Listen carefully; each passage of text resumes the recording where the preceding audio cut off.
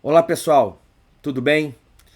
No dia 28 de outubro de 2024, o parlamento israelense baniu a Agência da ONU de Assistência aos Refugiados Palestinos no Oriente Médio.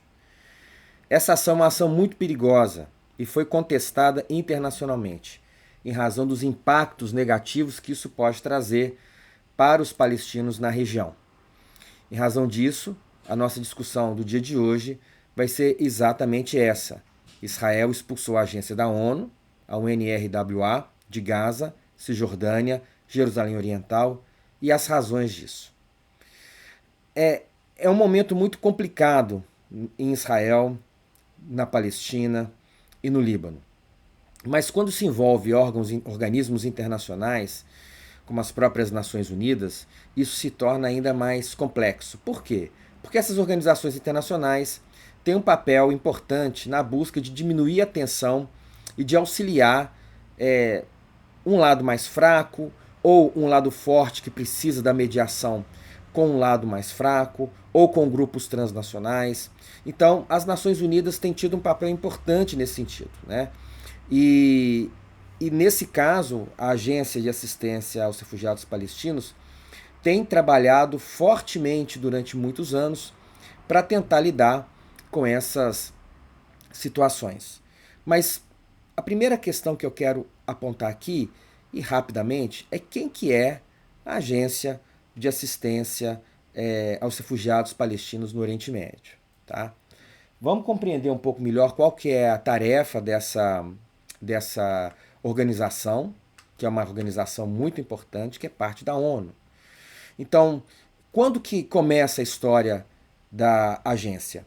Em 8 de dezembro de 1949, em razão da Nakba. O que é a Nakba?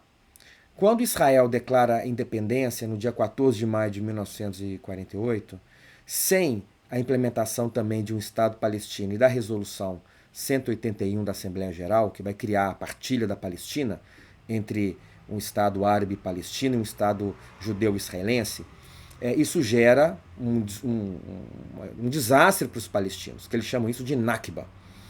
E passado ali mais de um ano do início da guerra, né, dessa guerra de independência de Israel, o deslocamento forçado desses palestinos faz com que as Nações Unidas, né, um organismo criado também de maneira recente, logo após a Segunda Guerra Mundial, vai criar a resolução da Assembleia Geral, a resolução 302.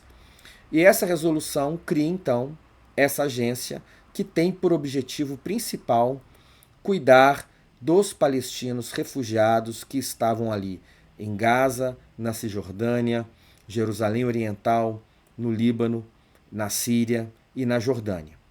No dia 1º de maio de 1950, então, ela inicia suas atividades, que tem como principal objetivo fornecer educação básica, assistência médica, serviços sociais e emergenciais aos refugiados palestinos.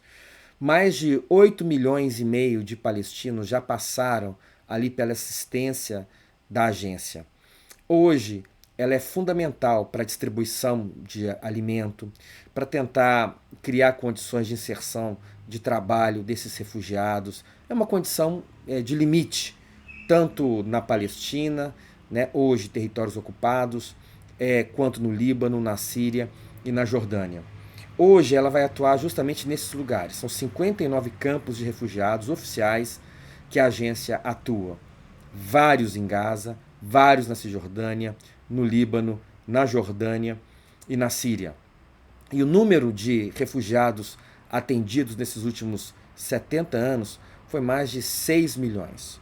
Alguns dados falam 8 milhões, outros dados falam 6 milhões, mas de maneira direta, lá na agência das Nações Unidas, né, na própria Agência de Assistência aos Refugiados da Palestina, no Oriente Médio, eles vão dizer que passam ali entre 6 e 8 milhões de pessoas assistidas por essa organização. Em razão disso, ela é extremamente importante para a Palestina, né?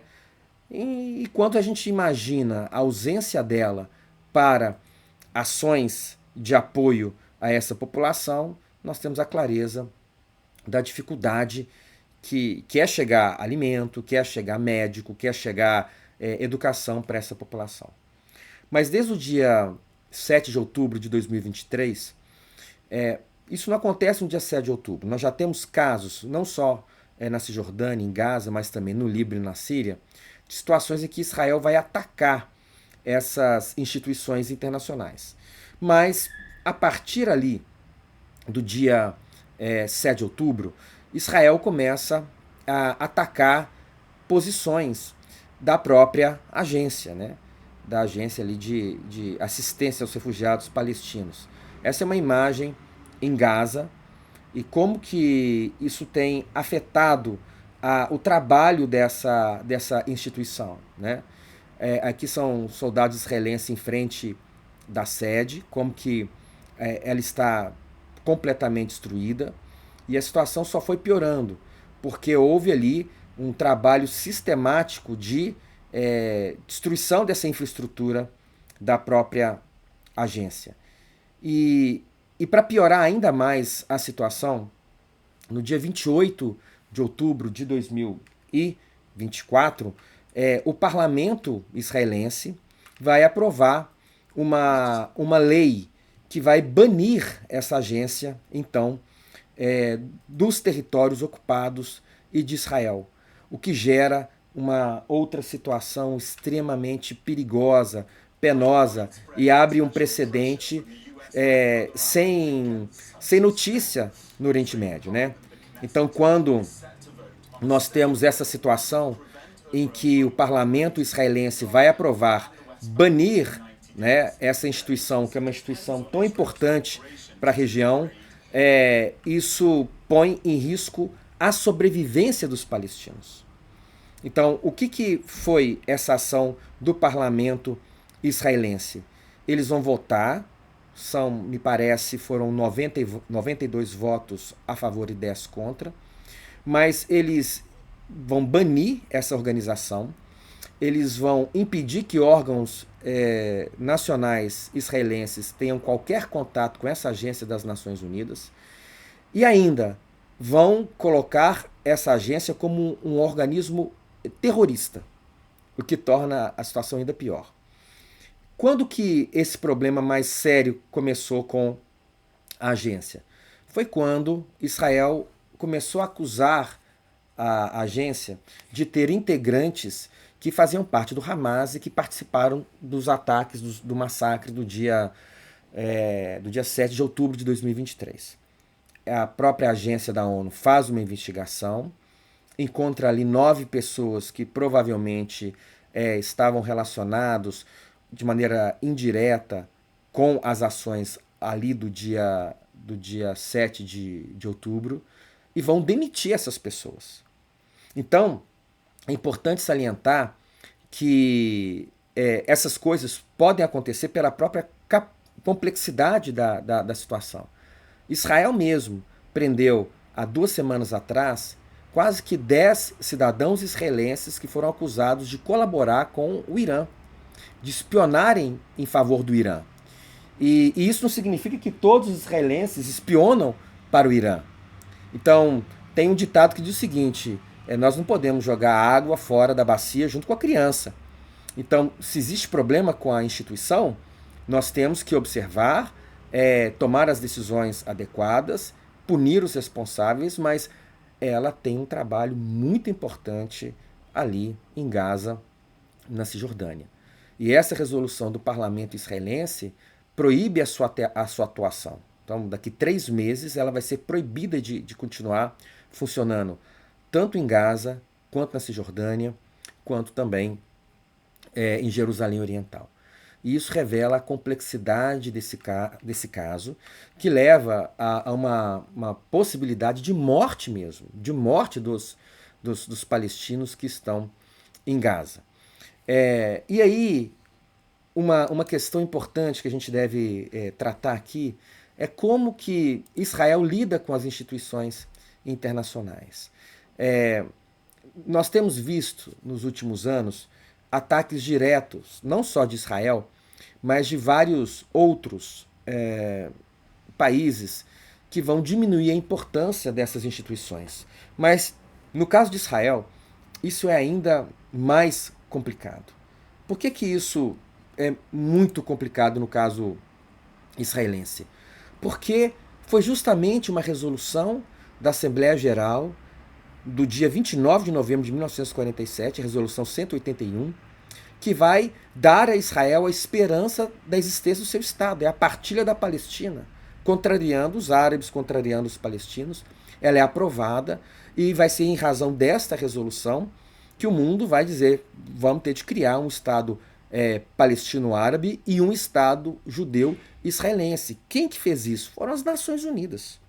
Uma outra questão que é muito incoerente é que em 1948, em 11 de dezembro de 1948, essa mesma instituição internacional, as Nações Unidas, vai aprovar a Convenção de Prevenção e Repressão ao Crime de Genocídio. Em razão de quê? Em razão do massacre que foi perpetrado contra os judeus pelos nazistas, em razão do Holocausto judeu. Então as Nações Unidas criam uma convenção internacional para impedir que uma condição horrorosa, terrível, que matou mais de 6 milhões de judeus, pudesse acontecer novamente. Então, isso é uma resposta ao que aconteceu com eles. Isso foi uma organização internacional que fez isso, foi as Nações Unidas, né? E sem contar que, ao mesmo tempo, foi justamente essa mesma organização que vai reconhecer a existência de Israel. Israel vai se tornar membro permanente dessa organização internacional, sendo ela a 59ª, né, o 59º país soberano a fazer parte dessa organização internacional no dia 11 de maio de 1949. Então olha a importância, né, que as Nações Unidas têm para a existência de Israel. É claro que tem o esforço do povo judeu, que tem um esforço coletivo ali, né, de todos aqueles que trabalharam para a criação do Estado de Israel, tem muita dor, mas também, se não fosse as Nações Unidas, Israel não existiria. O Estado palestino só não existe porque as Nações Unidas, né, não reconhecem ainda, em razão do voto, né, e do veto estadunidense no Conselho de Segurança. E para piorar ainda mais, para a gente poder entender esse quadro de ação de Israel contra organizações internacionais ligadas às Nações Unidas, o ex-embaixador israelense no Conselho de Segurança da ONU, ele vai ter uma postura absurda, que vai ser pegar a Carta das Nações Unidas e moer a Carta das Nações, destruir a Carta das Nações Unidas em um pronunciamento que ele faz. E ao mesmo tempo em que ele faz isso, ele vai dizer, logo depois, dentro das Nações Unidas, que aquele prédio deveria ser implodido, que ele não serviria para nada. O Ministério das Relações Exteriores de Israel também coloca o secretário-geral das Nações Unidas, o Guterres, como persona não grata. Então tem uma política de destruir, de diminuir a reputação, de diminuir a importância das Nações Unidas. E por que isso acontece? Por que isso acontece? Vários países tentam diminuir a importância de organizações internacionais. Porque essas organizações internacionais impõem limite aos estados, principalmente com relação ao direito comunitário, ao direito internacional, ao direito humanitário. As instituições internacionais, elas são essenciais para criar algum tipo de equilíbrio na governança global, principalmente aquelas que tratam a questão do direito humanitário, dos direitos humanos. E quando nós temos países que tentam diminuir a importância, ou que tentam destruir, ou que dizem que elas não valem nada, essa é uma tentativa de utilizar de políticas populistas ou de políticas de poder que não estão condizentes com a regra do direito internacional. Então eu vejo que muitas vezes a ação desse governo, né, eu acho que é importante a gente também fazer uma diferenciação. Esse último governo israelense, que é um governo de extrema direita e muito violento, ele tem uma campanha contra organizações internacionais. principalmente as Nações Unidas. Por quê? Porque esse governo contraria princípios claros do direito internacional e do direito humanitário. Se eu pegar a própria Convenção de Prevenção ao Crime do Genocídio, ou se eu pegar o Estatuto de Roma, né, que trabalha crimes de guerra, nessas duas expressões do direito internacional, eu tenho ali que matar as pessoas pela fome é um crime de guerra, é prática de genocídio. E o que Israel tenta, esse governo israelense tenta dizer é o seguinte: essas organizações não funcionam, essas organizações atrapalham. Israel não reconhece essas organizações internacionais. Por quê? Porque esse governo pratica ações que contrariam o direito internacional, contraria o direito humanitário. Então é uma situação extremamente complicada. A saída da Agência da ONU de Assistência aos Refugiados Palestinos no Oriente Médio dos territórios palestinos põe em risco de morte iminente centenas de milhares de palestinos que estão no norte de Gaza, principalmente no norte de Gaza, que vive um cerco, que muitos autores, como o próprio Mearsheimer, vai dizer que é uma prática de limpeza étnica. De limpeza étnica, não sou eu que estou dizendo isso. É um teórico de relações internacionais que é de uma linha de pensamento ligado ao realismo ofensivo, que vai dizer que o que Israel faz em Gaza é limpeza étnica. E a saída dessa agência de dentro de Gaza e da Cisjordânia, que também sai da Cisjordânia e também sairia de dentro de Jerusalém Oriental, aumenta ainda mais a chance de morte de centenas de milhares de pessoas que não vão conseguir receber o apoio de uma organização internacional como essa para receber alimento, remédio e médico. Sem contar o mais de 500 mil de crianças que estão sem aula em razão da condição de destruição daquela área. O mundo hoje vive uma crise das instituições internacionais, daquelas instituições que foram criadas logo após a Segunda Guerra Mundial. Instituições democráticas e liberais criadas pela governança estadunidense desse mundo pós-Segunda Guerra, que hoje vive uma transição profunda.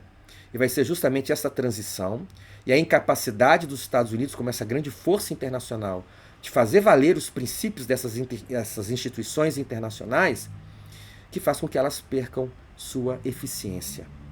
Então, os limites das Nações Unidas, os limites das cortes internacionais, os limites dos princípios ali do comércio internacional, principalmente regulado pelas Nações Unidas, eles estão muito ligados à incapacidade dos americanos de falarem para Israel: Israel, enough is enough. Israel, chega. Do ponto de vista retórico, os Estados Unidos fazem isso, mas do ponto de vista prático, apoiam Israel em ações que contrariam essas mesmas instituições que os Estados Unidos criou lá atrás, em 1945, 1946, quando saiu vencedor da Segunda Guerra Mundial. Então isso sinaliza que o novo tempo acontece.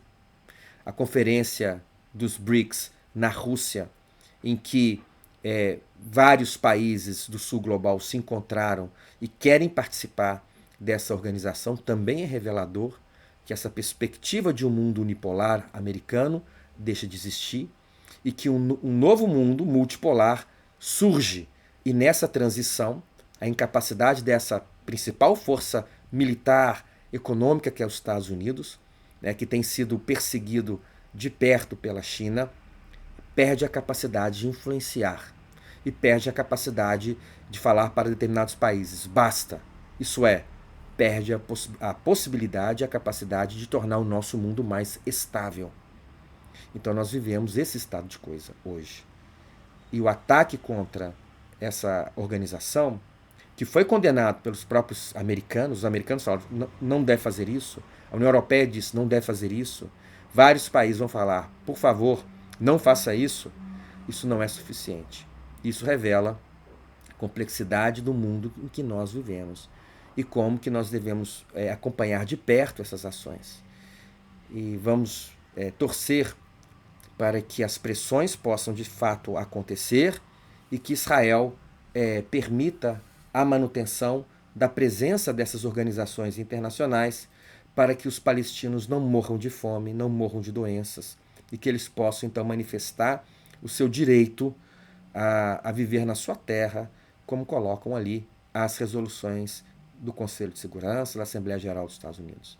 E, ao mesmo tempo, que um governo israelense possa prover a sua população, de fato, de situações e condições de manutenção de segurança real aos seus cidadãos, que também merecem.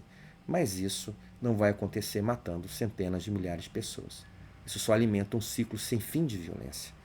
Então esperemos, né, que novas ações políticas possam criar situações para o fim da violência contra os palestinos e o fim da violência contra israelenses. Um abraço a todas e a todos e esperemos para ver o que vai acontecer nos próximos dias. Muito obrigado.